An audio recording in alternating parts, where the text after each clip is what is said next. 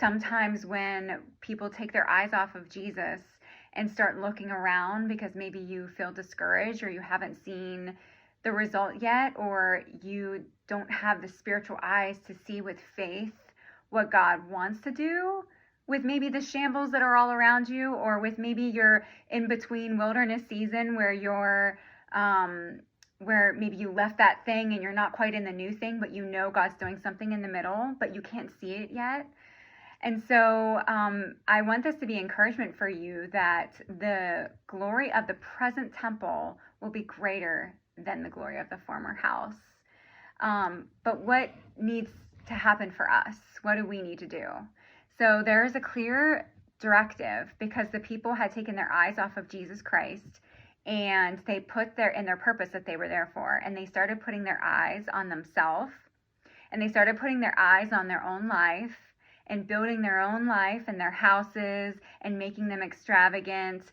And they also eventually started comparing to the old temple. So when they took their eyes off of Jesus Christ, they started focusing on their life. And in Haggai 1:5, we see, "Now this is what the Lord Almighty says. Give careful thought to your ways. You have planted much, but harvested little. You eat, but never have enough. You drink, but never have your fill. You put on clothes, but are not warm. You earn wages only to put them in a purse with holes in it."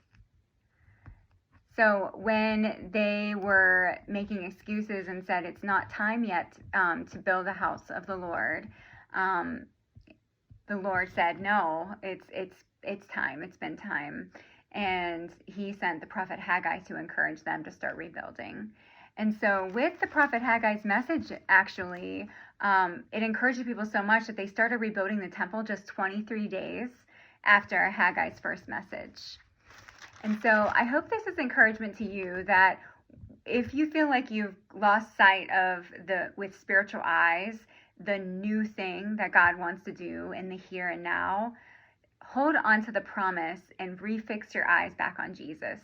Because what he's going to do, ask him for spiritual eyes to see the reality of what he wants to do in the now. Because he wants to make something greater in your present than was ever experienced in your life in the former days.